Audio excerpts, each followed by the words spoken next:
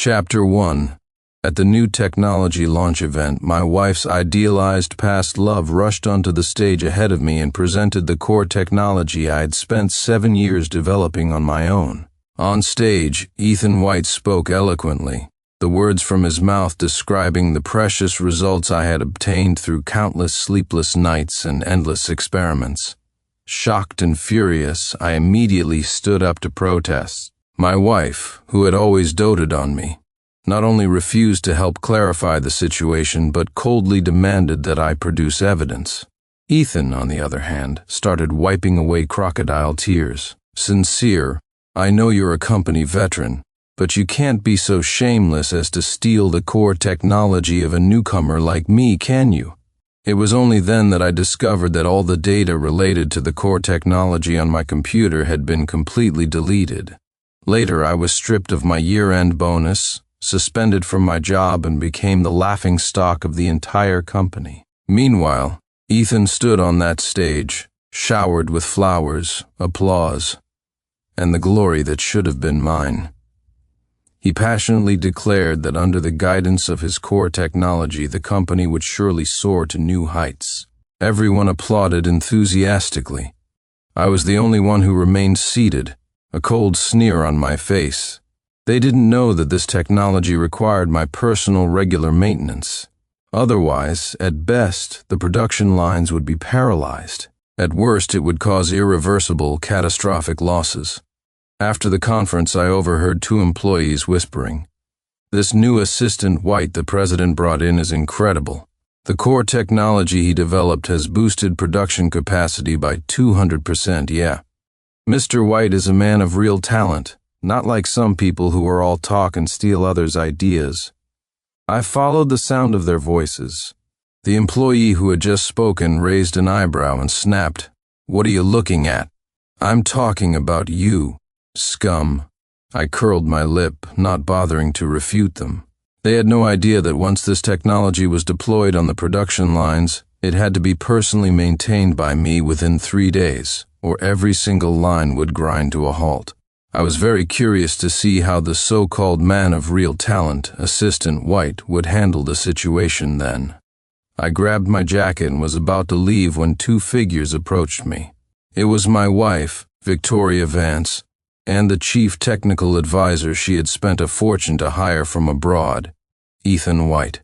Just half an hour ago, the 2 of them had put on a perfect show, a double act to steal the fruits of my 7 years of hard work. Before I could speak, Ethan grasped my hand with a look of apology. "Sincere, I'm so sorry. I really didn't mean to announce your exclusive technology first, but Vicky gave the order. How could I possibly refuse? You won't hold it against me, will you?" His words were an apology, but his eyes were filled with provocation. He ended with a raised eyebrow, as if to say, "I stole your tech. What are you going to do about it?" Seeing my silence, Victoria dropped her usual gentle demeanor and spoke with icy coldness. "That's right. This was all my decision, and I was the one who deleted the data from your computer." I looked at her, surprised. I hadn't expected her to drop the pretense so completely and lay her cards on the table. Victoria met my gaze without flinching, speaking with self-righteous confidence. "Sincere, don't blame me. All you know is how to bury your head in technology. Ethan understands business far better than you do. In his hands, the technology can take the company much further." She spoke earnestly, as if it were all for the good of the company. I couldn't help but retort coldly, "Aren't you afraid I'll sue you for this?" Victoria seemed to have anticipated this, smiling with calm composure. "Sue me? I've already consulted a lawyer. From the project's inception, all the material resources, even the workspace, were provided by the company. The copyright, therefore, rightfully belongs to the company. So I have the right to decide who this technology belongs to." Her words hit me like a physical blow, a chill spreading through my heart. 7 years ago, when I began developing the technology, Victoria had generously offered to provide me with a free workspace and all necessary materials. I thought she was doing it out of love and concern for me. I never imagined that even back then she had her eyes on my technology. So you were only with me for my technology from the very beginning, weren't you? I asked, my voice trembling. Victoria thought for a moment before replying flatly, I wouldn't put it exactly like that. You're hardworking and can do the work of 3 people. You also took care of all the housework. You were a very suitable marriage partner. Every word was a compliment, yet utterly devoid of a single shred of emotion. 7 years of sharing a bed, and in the end it was never love, only exploitation. In that moment, my heart turned to ash. Victoria's eyes flickered, and she spoke as if bestowing charity. But don't worry, I'm not an ungrateful person. Ethan and I have already discussed it. He'll just hold the honorary title of chief, but you'll still lead the project. We can offer you a salary of $8,000 a month. How does that sound? I stared at her in shock. After stealing my technology, she still wanted me to stay and slave away for her. She was the very picture of a cold, ruthless capitalist. Ethan, however, pulled Victoria aside, a hint of jealousy in his voice. Vicky, the technology is already developed. He's useless now. Why don't you just fire him? You don't still have feelings for him, do you? Victoria smiled dotingly. What are you thinking? Sincere has been with the company for a long time. Firing him directly would mean a severance package of over $100,000. It's better to keep him on a small salary. Who knows, he might be useful for something, right? Only then did Ethan smile, satisfied. You always think of everything. They discussed it openly, not even bothering to lower their voices. I felt a chill run through my body, as if I'd been plunged into an icy abyss. I didn't know what I had done to deserve such venomous treatment from her. After a long moment, I managed to summon a sliver of strength and spoke in a hoarse voice. No severance needed. I quit. Chapter 2. The next moment, a look of delight flashed in Victoria's eyes. You really quitting? Without waiting for my reply, she immediately found a pen and paper and handed them to me. Quick, write your resignation letter. I'll sign it right now. She was so eager, as if afraid I'd change my mind. I forced a smile and wrote out a letter of resignation. The instant I finished the last word, Victoria snatched it away and signed her name. Then she triumphantly handed the signed letter back to me. Sincere, you resigned voluntarily, so there's no issue of severance pay. Someone from HR will be in touch with you to handle the handover. Her smug expression was utterly galling. I remembered how she had once knelt and begged me to help her start the company. Sincere, you have the talent, the skills. My company is just starting out, and I need someone like you. Please help me, will you? To help her, I gave up a 7-figure salary offer from a multinational corporation. To secure investments, I spent my nights whining and dining clients, sometimes drinking until I threw up blood. Later, when her poor management led to a $5 million loss, I emptied my savings and even sold my house to help her cover the deficit. She said production was too low, so I worked tirelessly for 7 years to create this unique core technology.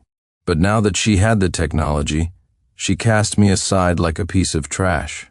Just then Ethan whispered, Vicky, he still has an 18% stake in the company. His eyes were filled with greed.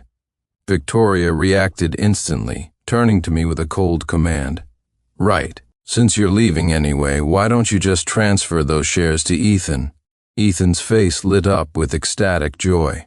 Victoria pondered for a moment, then said flatly, And don't say we're taking advantage of you. I'll give you $100,000 to buy out those shares. $100,000? I raised an eyebrow in surprise. Over the years, thanks to my efforts, Victoria's company's market value had exceeded $100 million. My shares were worth at least $8 million, and she was offering a mere $100,000. Ethan sneered, Sincere. Don't be ungrateful. $100,000 will let you live comfortably in this city for a while. Besides, do you really think you're in any position to bargain with me right now? The threat in his final words was unmistakable. Looking at their ugly faces, I couldn't hold back. It's just a few shares. You can have them. Ethan's face broke into a wide grin. Sincere, you said it yourself. No take-backs. He immediately had someone prepare the share transfer agreement. Victoria frowned, confused. Sincere, $100,000 isn't a fortune, but it's not nothing. You shouldn't let your pride get in the way of money. But with a flourish of my pen, I signed the share transfer agreement. Ethan snatched the document, a grin splitting his face. Sincere, you're just too generous. First the technology, now the shares. I don't know how to thank you. My wife shook her head in disappointment. Sincere, it's this naive idealism of yours that has driven us further and further apart. When will you ever grow up? I looked at the two of them, saying nothing, a cold smile on my face. They had no idea that I wasn't being generous, nor was I an idealist. Their company was about to go bankrupt because no one could maintain the new technology. To me, those shares were just a pile of worthless paper. I looked up, my gaze calm. Victoria, let's get a divorce. But upon hearing this, Victoria didn't respond with the immediate joy I expected. Instead, her expression was complicated. It didn't take me long to figure it out. I gave a mocking smile. Don't worry. I don't want a single penny of your assets. I'll leave with nothing. Victoria's eyes flickered. Sincere, that's not what I meant. Taking a deep breath, she said softly, Actually, I think you're a good person. We just weren't meant to be. But if we can't be husband and wife, we can still be friends. A friend of mine has a few job openings. I gathered my things and cut her off coldly. Sorry, but I have no interest in being friends with a ghoul. The smile on Victoria's face froze. Sincere, watch your tone. Ethan stepped in front of Victoria, pointing his finger at my nose and yelling, You're nothing but a poor, washed-up loser now. With this technology in our hands, Vicky and I will soon be industry leaders. With a single word, we could have you blacklisted from the entire sector. Watching him daydream, completely oblivious to the massive debt he was about to incur, I couldn't help but give him a thumbs up. Great. I'll be waiting for you to blacklist me. Leaving Victoria's company, I stepped out into the bright sunshine. It was a beautiful, peaceful day. For 7 years, I had spent almost every day in a windowless basement. I had forgotten how long it had been since I'd seen the sun. Taking a few deep breaths of fresh air, I felt a wave of relief and freedom wash over me. I pulled out my phone and sent a message to my senior from school. Leo, you've been wanting to start a company with me, right? I'm in. Less than 2 seconds later, my phone rang. That's fantastic you finally came around, but what about your wife? How are you going to explain it to her? I smiled slightly. No explanation needed. I'm getting a divorce. There was a long silence on the other end of the line, followed by my senior's shocked exclamation. What? But you two were the model couple of our circle. How could you just get divorced like that? It's a long story. Let's meet up and talk about it. As I was speaking, an employee in a dealership uniform walked up to the company entrance and called out, Excuse me, where is Miss Victoria Vance's husband? I answered instinctively, That's me. The moment the words left my mouth, I regretted them. I'd forgotten we were about to be divorced. But the employee was already walking towards me, a professional smile on his face. Good afternoon, sir. Your wife, Victoria Vance, has just ordered a new car for you. Please sign here to accept delivery. I glanced towards the street and saw a brand new, magnificent Porsche sports car parked nearby, worth at least several $1,000,000. I froze for a moment. Victoria and I had just had a massive falling out. Why would she suddenly buy me a sports car? Despite my confusion, I signed the form. But as soon as the employee took the form back, the smile vanished from his face. I'm sorry, sir, but the intended recipient specified by Ms. Vance is a Mr. Ethan White, not Sincere Dawson. At his words, the people around us started looking at me strangely. Damn, I thought I was witnessing some epic love story. Turns out he's just a clown, ha ha ha. This Sincere guy is so shameless. First he tries to steal Assistant White's technology, and now he's trying to steal his car. Hearing their comments didn't bother me in the slightest. I was leaving anyway, so they could say whatever they wanted. Besides, after Victoria's company went bankrupt, they would all be unemployed. It would be cosmic justice for their mockery. But as I turned to leave, the employee stopped me coldly. Sir, I'm going to need a reasonable explanation, or I will have to involve the authorities." In the midst of the chaos, Ethan and Victoria emerged from the building, arm in arm. Seeing me as the center of a public spectacle, Ethan immediately feigned friendliness and came over to help. "Hey now, what's going on here?" "This is my friend," the employee said coldly. "Mr. White, this man Sincere Dawson was trying to fraudulently claim your car. We were about to call the police." Oh my, Ethan slapped his thigh with exaggerated shock. "Sincere, I know it's hard for you to see me driving a luxury car, but you can't just go around claiming other people's vehicles." Victoria, still smarting from my rejection in the conference room, added with a tight smile. "Some people should take a good long look in the mirror before signing for someone else's car and ask themselves if they're even worthy." I immediately understood. This was all Victoria's doing. She had orchestrated this to humiliate me and get her revenge. Ethan played his part perfectly, feigning surprise. "Vicky, is this car a gift from you to me?" Victoria smiled sweetly. "You've been working so hard lately. It's your reward." "Oh my God, I'm so touched." "Thank you, Vicky." Ethan gently pulled Victoria into a careful embrace. They deliberately put on a show of affection right in front of me, earning the blessings of the crowd. So they're the real couple. Yeah, President Vance and Chief White look so good together. It's so sweet. "Hey, look at that clown, Sincere. Did his hair just turn green?" I heard their jeers, but I felt nothing, not even a ripple of emotion. In fact, I wanted to laugh. A ghoul and her lapdog. What was there to be envious of in a pairing like that? It seemed my placid reaction wasn't what Victoria had hoped for. She bit her lip in frustration and tried to provoke me deliberately. "Sincere, thanks to the new technology you developed for the company all these years, the moment we went live, our production capacity doubled.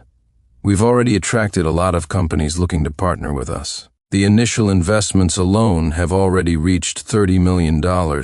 That's where the money for Ethan's car came from." Ethan also chimed in, gloating, "That's right. Thanks for setting up all the programs.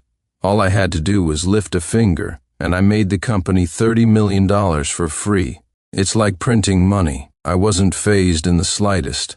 I just smiled calmly. Well then, you two enjoy it. Because very soon, they wouldn't be smiling anymore. The next day, in front of the registrar's office, I held the freshly printed divorce papers in my hand, feeling an indescribable sense of relief. Victoria, however, followed behind me with a strange expression, biting her lower lip. She finally spoke, "Sincere, we're divorced now. Isn't there anything you want to say to me?" There was a time when I had endless things to say to Victoria, but whenever I tried, she would scold me with a cold face. "Can't you stop being so clingy? Even though we're married, we still need to give each other some personal space." But now that I had stopped talking to her, she was the one who was unhappy. I gave a cold laugh. "In that case, I wish Miss Vance a bright future and a long and happy life with Chief White." I was being completely sincere in my blessing, but Victoria's face stiffened, a flicker of displeasure in her eyes. "Sincere, do you really have to talk like that?" I looked at her, surprised. Victoria spoke with a straight face, her voice soft. "Do you know why I broke up with you? It's because after all these years you're still a naive idealist, lost in your fantasies. But the world is a very real place. Back then, I suggested that once the technology was developed, we should just sell the usage rights and collect royalties. We could have made money while lying down, but you refused. You insisted that the technology was your life's work, your child, and that it could never be sold. But do you have any idea that in just one night I received offers from 10 different companies, all begging me to sell them the usage rights? In a single night, the company's profits soared past 100 million. She held her head high, a look of pride and arrogance on her face, as if she had made the most brilliant decision of her life. I just stood there, a cold, meaningful smile on my face. Money is important, sure, but you have to be alive to spend it. Victoria's expression changed. What do you mean by that? Suddenly, Ethan pulled up in his brand new Porsche. He got out of the car and, right in front of me, brazenly wrapped his arms around Victoria.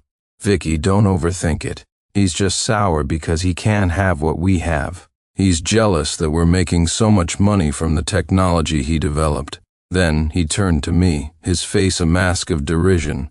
"Doesn't feel good, does it, to see all your years of hard work just lining someone else's pockets?" Victoria took a deep breath. "It's a good thing we're divorced now, and I've found a better choice." The moment she said that, it was as if a switch flipped in Ethan. He suddenly pulled a ring out of his pocket and dropped to one knee. "Vicky, I wasn't part of your past, but let me be in charge of your future happiness. I love you. Marry me." I noticed Victoria sneak a glance at me. When she saw my face was completely blank, utterly calm, a flash of anger crossed her eyes. She gritted her teeth. "Yes, I accept." Ethan, completely oblivious to these subtleties, wagged his tail like a happy dog as he placed the ring on her finger. Then, incredibly, he pulled out his phone and held it out to me. "Sincere, since you're here, why don't you record this for us? Be a witness to our love." I knew it was a provocation. I ignored him completely and walked away. From this day forward, Victoria, Ethan, and I were strangers. A day later, I met with my senior, Leo, and we finalized the details.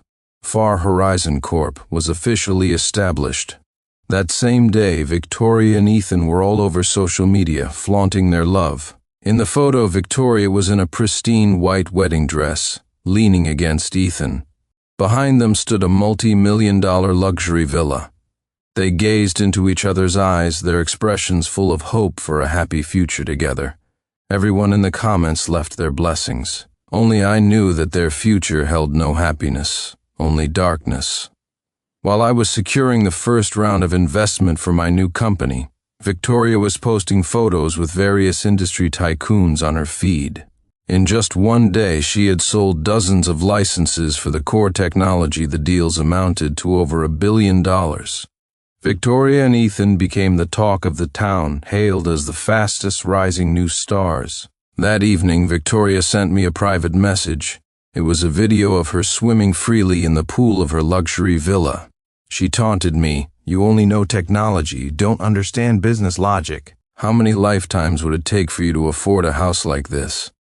I just smiled serenely and proceeded with my plan, deploying the adjusted technology into production. When I earned the first major profit from my new company, Victoria didn't bother to show off anymore, because just moments before, a piece of news had shot to the top of the trending topics. Victoria and Ethan's new technology production line had suffered a sudden, unexpected failure. The entire system had collapsed. Chapter 2. I was in the conference room, busy signing a contract with a client. My assistant knocked urgently and rushed in, leaning down to whisper in my ear, "Mr. Dawson, you have visitors." I glanced at the client's face and my tone hardened. Tell them to wait. The client before me was none other than Nina North, the renowned business queen. I had prepared for this meeting for a long time and couldn't afford any interruptions. But the next second, a commotion erupted outside the conference room. "Sincere, Dawson, get your ass out here. Get out of my way. I need to see Sincere." Nina's eyes were deep pools of amusement, a faint knowing smile on her exquisite face. "Mr. Dawson, you seem to be a little busy." I caught her underlying meaning and flushed with embarrassment. "My apologies, Miss North. Give me 5 minutes. I'll take care of this." The words had barely left my mouth when the conference room door was kicked open. I looked up to see Victoria and Ethan standing in the doorway, their eyes blazing with fury. The moment they saw me, they pointed a finger at my nose and demanded, "Sincere, what the hell is wrong with that broken technology of yours? Why did it cause the entire production line to crash? Do you have any idea how much money this is going to cost us?" Ethan's face was contorted with rage, like a beast on the verge of frenzy. Seeing their manic state, I couldn't help but let a playful smirk form on my lips. "And who might you two be? I'm sorry, do we know each other?" Victoria and Ethan both froze. When she recovered, Victoria glared at me coldly. Sincere, are you playing dumb with me? We just finalized our divorce last week, and now you're telling me you don't know who I am. I drew out my words. Oh, so you do remember that we're divorced? In that case, what does your production line crashing have to do with me? Victoria and Ethan were suddenly like doused firecrackers, their faces red but utterly silent. Sitting behind me, Nina couldn't hold it in any longer and covered her mouth as she let out a laugh. Ethan's face went from pale to red and back again. Finally, he grasped at a new straw, hissing through clenched teeth. Sincere, even if you and Victoria are divorced, you were the one who developed this technology. Now that there's a problem, are you just going to wash your hands of it? Are you even a man? Victoria's eyes lit up as well, as if she saw a glimmer of hope. I, however, put on a surprised expression. Are you saying I designed this technology? Do you have any proof? They both looked as if they'd swallowed something whole. Calmly, I pulled out my phone and played a video. On the screen, Ethan stood on stage, proudly announcing the core technology, basking in the praise and glory of the crowd. I sighed theatrically. As everyone saw with their own eyes, the person who presented the technology was Ethan White, not me. You two were the ones enjoying all the benefits of this technology. Now that there's a problem, you suddenly pop up and claim it was mine. Don't you think that's a bit ridiculous? But Victoria wouldn't give up. Even so, since you participated in the development, you have an obligation to help with the subsequent maintenance. Now that there's a problem, Ethan latched onto this like a drowning man to a life raft. Yes, that's right. You have an obligation to go back and fix it. Otherwise, the company has the right to hold you legally responsible. They were still as shameless as ever. I looked at them with pity, slowly pulling my resignation letter from my bag and placing it on the table in front of them. I raised an eyebrow. Hold me responsible? Did you two forget? I've already resigned. I am no longer an employee of your company.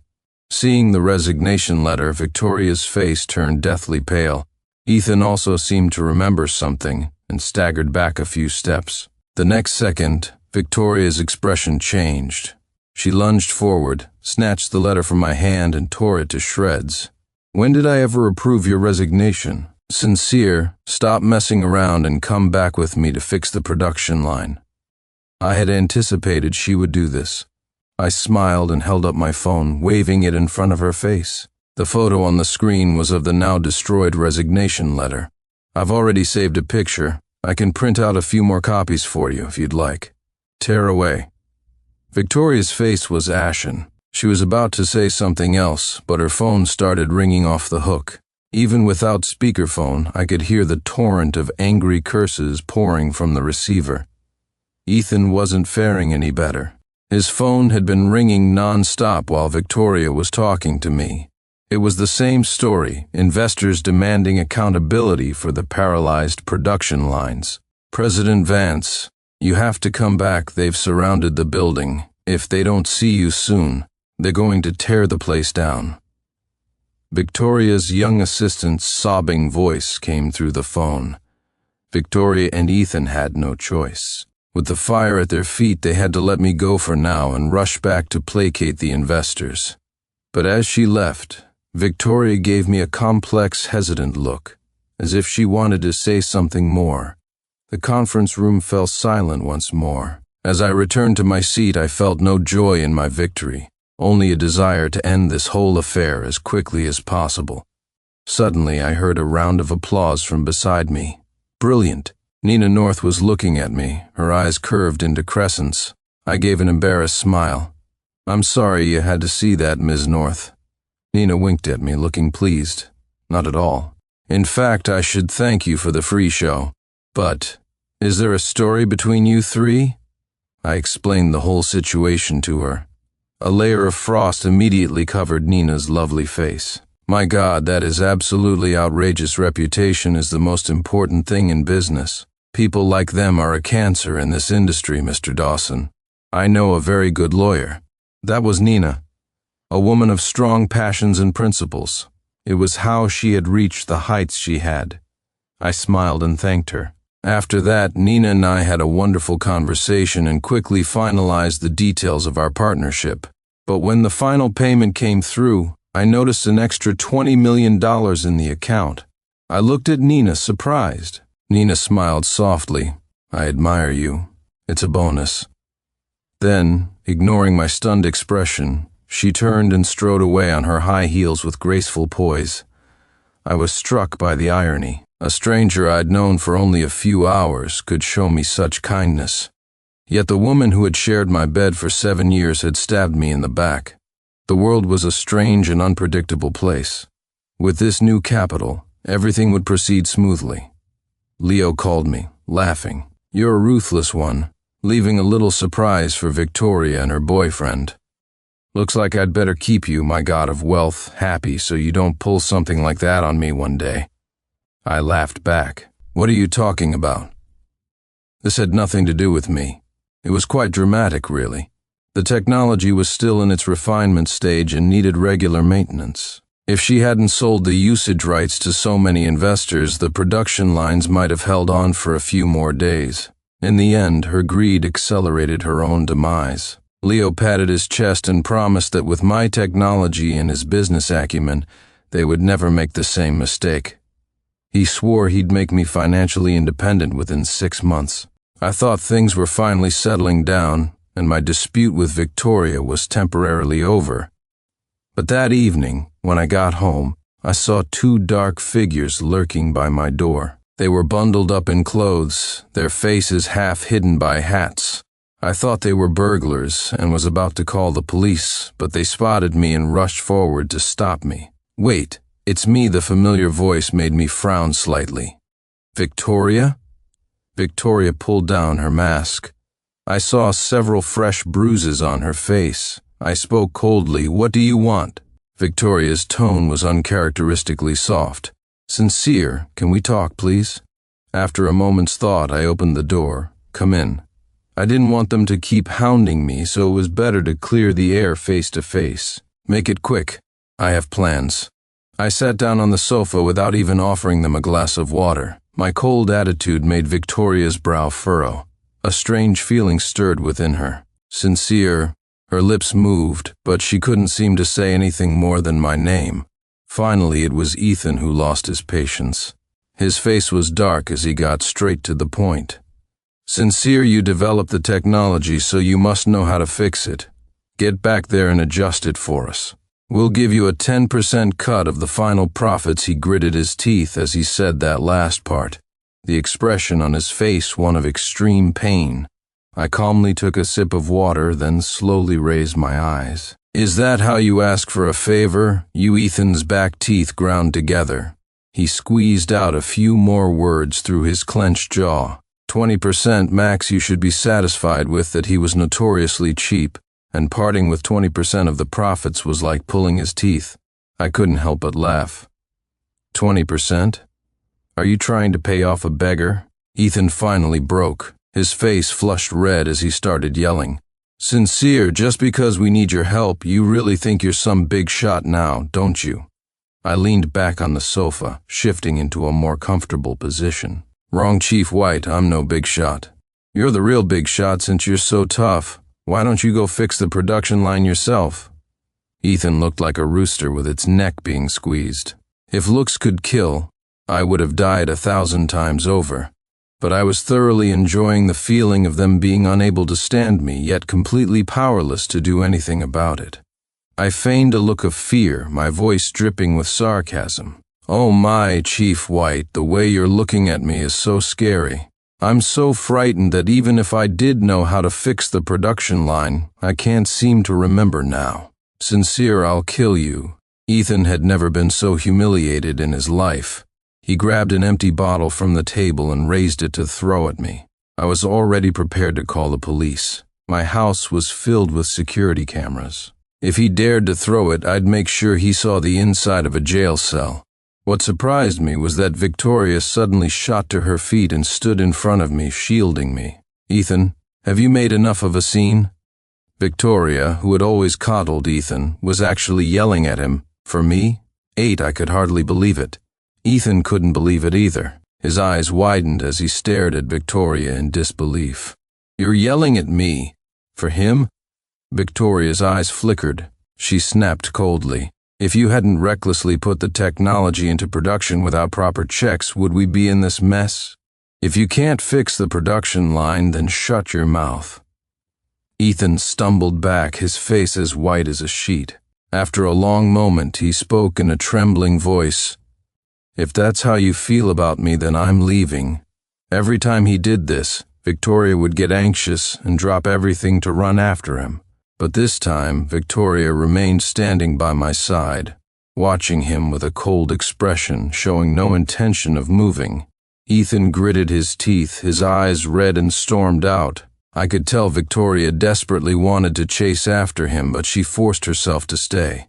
Finally, she sank back onto the sofa, looking dazed, and said wearily, "I stood up for you. Are you satisfied now?" Hearing this, I sneered inwardly. What made her think that simply scolding Ethan in front of me would appease my anger? I needed them to pay a much higher price. When I remained silent, Victoria gritted her teeth. "Sincere, if you help us solve this crisis, I'll give you 50% of the profits and return your shares. And the technology, I'll transfer it back to your name. From now on, you'll receive annual royalties." She was willing to cut off an arm to save the body. To save her company, Victoria was making a huge sacrifice, offering terms that were almost impossible to refuse. But to me, her words were deeply ironic. "Victoria, are you confused? This technology was always mine. Do I need your charity to get back what belongs to me? Besides, I can start my own company and earn 100%. Why would I go back to being your dog for a 50% cut?" Victoria's expression instantly stiffened, a trace of sorrow in her eyes. "Sincere, do you have to make things so difficult between us? No matter what, we had 7 years of history together. Can you really bear to watch our company go bankrupt?" Seeing that expression on her face, I happily pulled the newly acquired divorce papers from a drawer. "Victoria, have you forgotten again? We are divorced. And let's be clear, you're the one who made our relationship difficult, not me." Just then, there was a knock on the door. I gave Victoria a polite smile and went to open it. Standing outside was a young man in a sharp suit, holding a stack of documents. "Mr. Dawson, hello. My name is Mr. Goodman. I'm the lawyer Miss North has assigned to your case. I've come to discuss the details of the case with you." I nodded in satisfaction. This was the kind of professionalism and efficiency I expected from someone sent by Nina North. On the sofa, Victoria was growing restless. Her face was pale as she asked, "Sincere, who are you suing?" I smiled, pulled a document from the pile, and tossed it to her. "Oh, good thing you're here. I was just about to inform you. I've decided to sue you and Ethan White for intellectual property theft. The materials have already been submitted to the court. The hearing is next month. You'll be receiving a summons shortly." 9 Victoria looked as if she'd been struck by lightning, staring at me in a daze. "You're suing me?" I nodded. "Is there a problem? I've been collecting evidence for a while. The only reason I didn't expose it sooner was that I wanted to personally witness you and Ethan fall from the peak. After all, the higher you stand, the harder you fall. In that moment, I made no effort to hide my derision and contempt." Victoria's face was ashen. She shook her head repeatedly. "No, impossible. I deleted all of those files. There's no way I missed anything." I couldn't help but sneer. "You can only blame yourself for never truly caring about me in all these 7 years. You didn't even know I keep a diary. You only deleted the data on the computer. But these words, these records, they are seared into paper, preserved forever." When Victoria saw the thick stack of diaries on the table, a seed of panic began to sprout in her heart. The diaries contained a detailed record of the entire process, from the technology's inception to its continuous refinement. They also included numerous detailed calculation steps. They were irrefutable proof that I had developed this technology myself, with no one else's involvement. "Sincere, let me explain." Victoria lunged towards me desperately, but I just pushed her away with a look of disgust. "If you think you can evade responsibility by apologizing and trying to win me back, you can save your breath. We are completely finished. Let's leave each other with a shred of dignity." Victoria left, looking like a lost soul. Watching her ghost-like figure depart, I felt nothing. At that moment, my only desire was to make Ethan and Victoria pay the price they deserved. I didn't want to hear another word from them. That night, another story rocketed to the top of the news. The once famous Victoria Vance and Ethan White had fallen from grace. Because their production line remained down, it triggered a chain reaction. Dozens of investors sued them simultaneously. They were now facing debts amounting to over $10 billion. The number was almost beyond my comprehension. Leo called me immediately. "Did you see the news? It's so satisfying with that much money. They could sell every organ in their bodies and still not be able to pay it all back." I was simply speechless. Her greed was like a snake trying to swallow an elephant. In the end, the only person who pushed Victoria into the abyss was Victoria herself. The next day, I held a press conference. Facing the cameras, I declared loudly and confidently, "First, I want to express my deepest sympathies to all the investors who were harmed by Victoria Vance and Ethan White in yesterday's news. Therefore, to show our company's sincerity, all of Victoria's former business partners are welcome to come to our company, Far Horizon, to sign new contracts. I will provide the technology updates for free and will only take a 30% share of the profits. 10%, the announcement sent shockwaves through the industry. For only a 30% cut of the profits, they could revive their nearly defunct production lines. For the factory owners, it was a miracle, a pie falling from the sky. Instantly, every investor burned by Victoria was clamoring to partner with me for the entire afternoon. Leo was busy rushing all over the city, negotiating the details of the new partnerships. That night, Leo was exhausted, but when he got back to his hotel, he still remembered to call me. "Sincere, you are an absolute genius, incredible. That move was absolutely incredible. Who said you don't understand business? You understand it better than anyone. Quick, tell me, where did you learn that?" I thought for a moment, a wry smile on my lips, and replied, "If I'm being honest, probably from Victoria. She taught me that money is the most important thing. Now that she's collapsed as a competitor, it's only natural that I would try to claim what she lost for myself." For once, Leo was silent. After a long pause, he said softly, "Sincere, you've grown up." "Yes, people have to grow up eventually." I slowly rose and walked to the floor-to-ceiling window of my office, looking down at the bustling city streets. The view was beautiful, but who could truly stay at the top here until the very end? A month later, my intellectual property case against Victoria went to court. In the defendant's box, Victoria had lost a significant amount of weight. Her eyes were sunken, and she looked completely dazed, remaining silent through all the questions from the lawyers and the judge. Ethan, on the other hand, was as spirited as ever, hysterically trying to defend himself. But in the face of the evidence, no matter how much he shouted and explained, his words were futile. In the end, I won back the copyright to my technology. Victoria was ordered to pay me $10 million in damages. Ethan was ordered to pay $5 million. Ethan immediately protested and declared his intention to appeal. However, that $5 million was a drop in the ocean compared to the tens of billions of debt he was already carrying. As I walked out of the courthouse, the golden sunlight washed over my face, as if cleansing me of all the filth. Under the sun, an elegant figure walked towards me. "Congratulations, you're the talk of the town now." Nina North smiled, winking at me. The scene was so picturesque that I froze for a moment. "You should smile more often. You have a beautiful smile." The moment the words left my mouth, I realized they might have been too forward. As I expected, Nina blushed and scoffed playfully, "Is this how you usually flirt with women?" I scratched my head in embarrassment. I really had no experience in this area. "Well, did it work?" Nina burst out laughing. "What do you think?" I laughed with her. Victoria had emerged from the courthouse at some point. Seeing the sparks fly between Nina and me, her lips moved, her expression complicated. But before she could speak, a police car pulled up in front of her. "Miss Vance, You are a person of interest in a financial fraud investigation. Please come with us to assist with our inquiries." Ethan, who had come out after her, tried to run, but two plainclothes officers caught up to him, pinning him to the ground so tightly he couldn't even speak. And I, now walking shoulder to shoulder with Nina, bathed in the warm light of the setting sun, walked further and further away.